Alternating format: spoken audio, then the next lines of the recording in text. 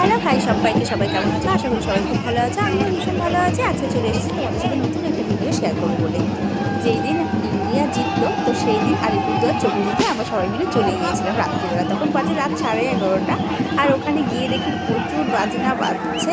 আর আমরাও ভীষণ আনন্দ মজা নাচানাচি করেছি ইন্ডিয়া জিতছে বলে, তাই না? রাত্রেবেলা যখন রাস্তা দিয়ে আমরা সবাই মিলে যাচ্ছিলাম তখন প্রচুর লোক, কেউ বাইকে কেউ টোটো করে সব ছবি দিতে যাচ্ছিল, সবাই আনন্দ করতে করতে। তার সাথে আমরাও যাচ্ছিলাম প্রচুর আনন্দ করতে করতে। দেখতেই পাচ্ছ কত লোক হয়েছে। সত্যি ভীষণ মজা লাগছিল সেই দিনটা, যেদিন ইন্ডিয়া জিতলো। আমাদের একটা বড় গর্বের কথা যে আজকে ইন্ডিয়া জিতেছে আর আমরা ভীষণ মজা করেছি। তো চলো আগের দিন রাত্রেবেলা কী কী করেছি সেটা তো তোমাদের সাথে দেখালাম, এবং পরের দিন সকালবেলায় ঘুম থেকে উঠে কী কী করেছি সেটাও কিন্তু তোমাদেরকে আজকে দেখাবো। তো নমস্কার, ডিপিসি ফ্যামিলিতে আপনাদের সবাইকে স্বাগত জানাই। সকাল সকালে সব কিছু রেডি করে বসে পড়েছে আমার মেজদি পুজোর তৈয়ারি করার জন্য। কারণ আমাদের পরের দিন সকালবেলায় আমাদের মহাকাল পাটে পুজো ছিল, মানে আমার শেষদির একটা মানসিক ছিল। তো সেই মানসিক পুজোর জন্য আমরা সব কিছু গোছগাছ করছি, এখানে আয়োজন করছি। আর আমি সকাল সকালই রান্নাঘরে ঢুকে গিয়েছিলাম, রান্না করে ফ্রেশ হয়ে তারপরে সোজা চলে এসেছি মন্দিরে। পুজোর জন্য যা যা আয়োজন করতে হবে, যা যা রেডি করতে হবে, সব আমার শেষদি মেজদি ওরাই মিলে সব কিছু করেছে। আমি পরে স্নান করে ফ্রেশ হয়ে মন্দিরে চলে এসেছি। আমরা সবাই উপাস ছিলাম সেই দিনটায়, যেই দিন দিদির মানসিক ছিল। আর এদিকে হচ্ছে আমার মা বাবা, আর পুজো কিন্তু করছে আমার শ্বশুরমশাই। এদিকে আমার বড় দিদির বর সবাই এসেছে, বাট বড় দিদি কোনো কারণবশত মন্দিরে আসতে পারেনি, সে আমার বাড়িতেই আছে। তো আমরা এখানে এখন 3 বোন আছি, আর আশেপাশে ননদ যারা থাকে আমার সাথে সবসময় তারা কিন্তু এখানেই আছে। আর আমার শ্বশুর খুব সুন্দর করে পূজা করছে। পুজোতে বসলো, যেহেতু আমার শেষদির এটা মানসিক, সে দেখতেই পাচ্ছ শেষদি আর শেষদির বর দুজনে মিলেই বসে আছে।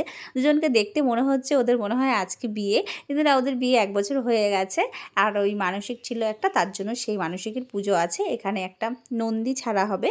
তো এটা হচ্ছে আমার দিদির মানসিক ছিল, তো দিদি বলেছিল এখানে একটা নন্দী ছাড়বে। তো নন্দীকেও দেখাবো তোমাদেরকে, দাঁড়াও একটু অপেক্ষা করো। পুজোর যা যা কেনাকাটা যা দরকার সব কিছু আমরা রেডি করেছি আগের দিন রাত্রেবেলায়। কারণ আমার শেষদি আসতে পারিনি, শেষদির ডিউটি ছিল, তাই ও কিছু রেডি করতে পারিনি। সব কিছু আমি আর আমার বর আর আমার মেজদি রেডি করেছি। তো ও সব কিছু পরে নিয়ে এসে মন্দিরে চলে আসছে সোজা।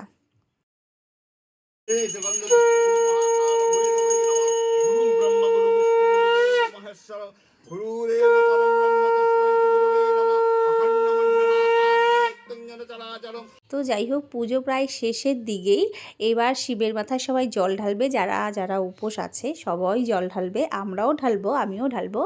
তো পুজো এদিকে কমপ্লিট হয়েই গেছে।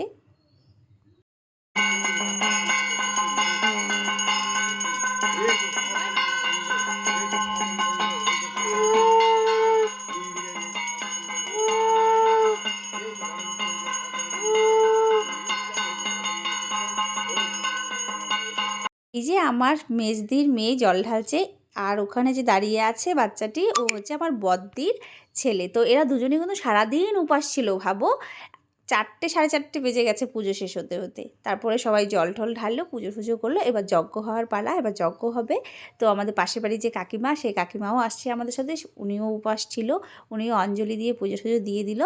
তো সব কমপ্লিট হয়ে গেল। এখন হচ্ছে সবাইকে শান্তির জল দিয়ে দিচ্ছে, এখন অঞ্জলি দিব আমরা।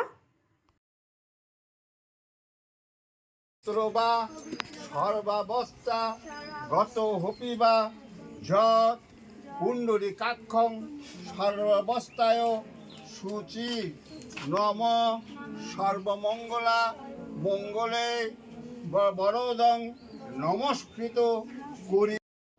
এই তো এখানে রেডি হচ্ছে, যজ্ঞ হবে বলে। তো যজ্ঞটা সুন্দরভাবেই হবে আশা করি।